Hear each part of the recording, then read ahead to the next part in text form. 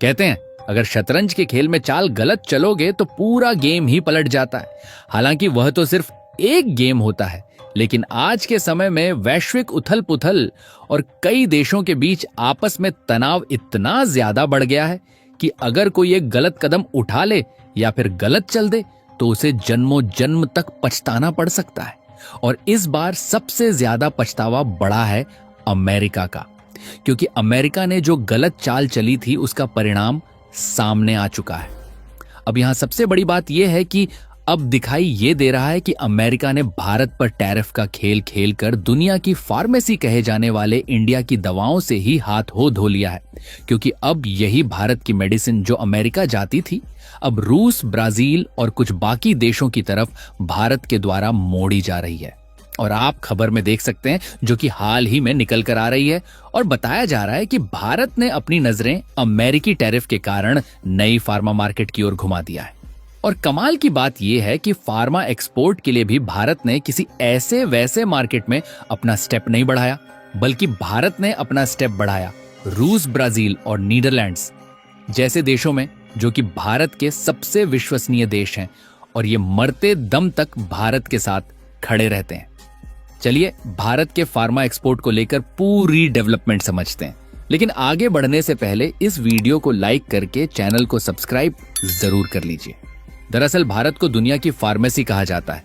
ऐसा इसलिए क्योंकि भारत मेडिसिन प्रोडक्शन के भारत मात्रा यानी वॉल्यूम के आधार पर दुनिया में तीसरे सबसे बड़े दवा निर्माता के रूप में खड़ा है, जबकि वही मूल्य यानी वैल्यू के आधार पर वैश्विक स्तर पर भारत की रैंक 14वीं देखने को मिलती है।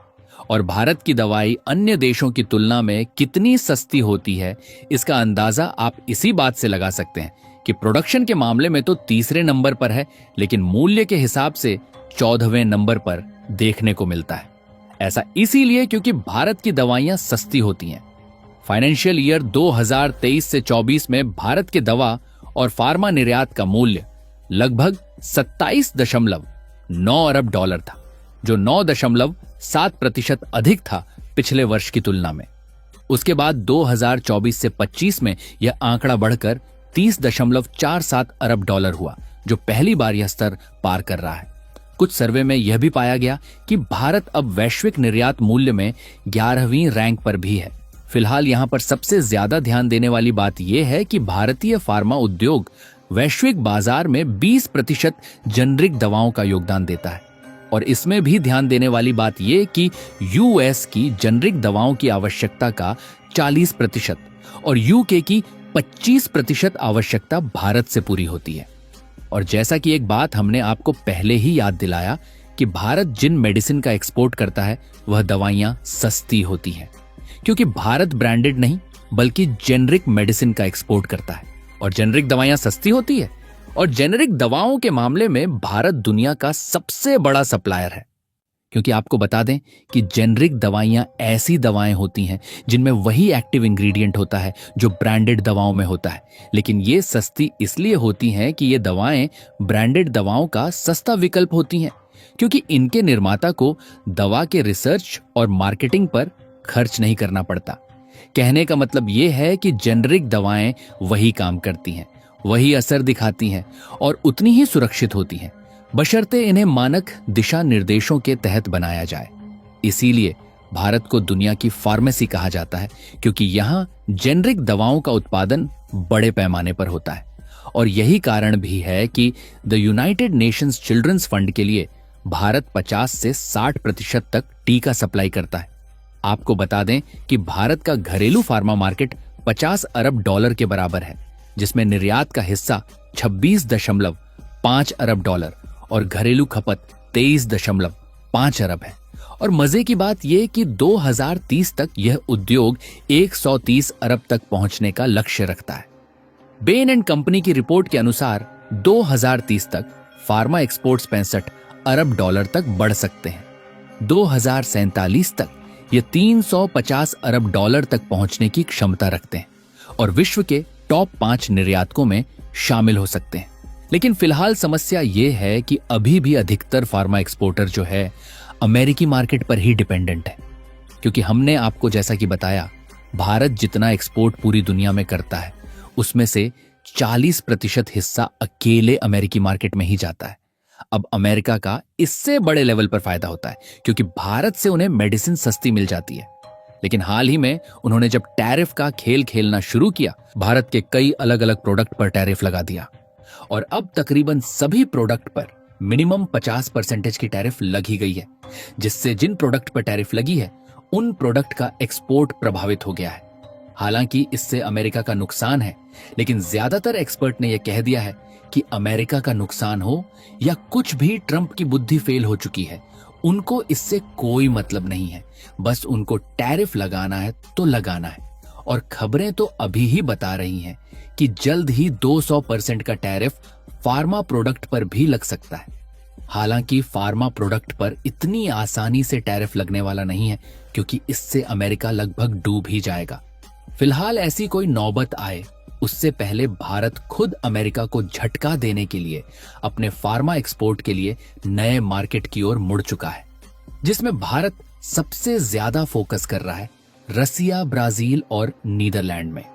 हालांकि मेजरली तो इन देशों पर फोकस किया जा रहा है, लेकिन इसके साथ साथ भारत द्वारा अफ्रीका, लैटिन अमेरिका और दक्षिण पूर्व एशिया के देशों के अलग अलग बाजारों में दवा निर्यात का विस्तार करने पर विचार किया जा रहा है, जहां इस कदम का उद्देश्य ही अमेरिका पर निर्भरता कम करना है और अमेरिका को भेजी जाने वाली दवा जाएगी अफ्रीका, लैटिन अमेरिका और दक्षिण पूर्व एशिया के अलग अलग देशों में, क्योंकि भारत अपनी प्रमुख फार्मा प्रोडक्ट यानी दवाइयों का निर्यात रणनीति को अमेरिका से आगे बढ़ाकर रूस, ब्राजील और नीदरलैंड्स जैसे देशों में भी लेकर जाना चाहता है।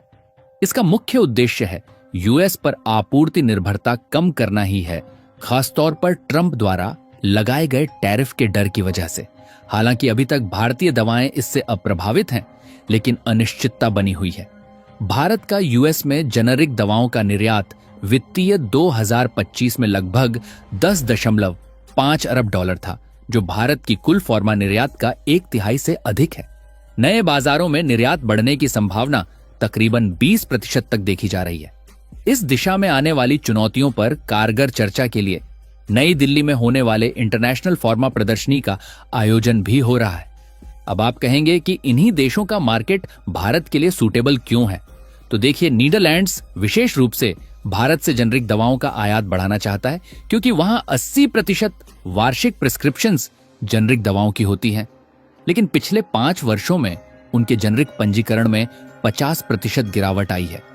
इसीलिए भारत की सस्ती और भरोसेमंद आपूर्ति महत्वपूर्ण भूमिका निभा सकती है। और अगर रूस की बात की जाए तो पश्चिमी पाबंदियों की वजह से रूस को दवाओं और मेडिकल सप्लाई की बहुत जरूरत है। भारत पहले से रूस का भरोसेमंद साथी है, रक्षा से लेकर ऊर्जा तक।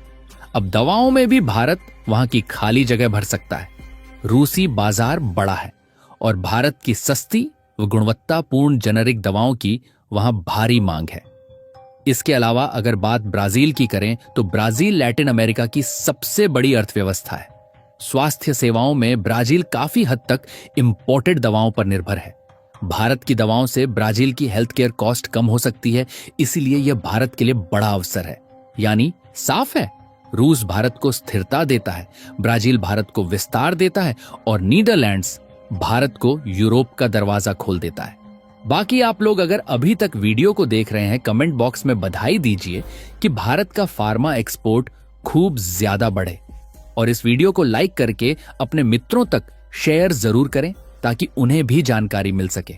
और क्योंकि हम आपके लिए ऐसे ही हर रोज ज्ञानवर्धक वीडियो लाते हैं, उसके लिए चैनल को सब्सक्राइब करना बिल्कुल ना भूलें। जय श्री राम।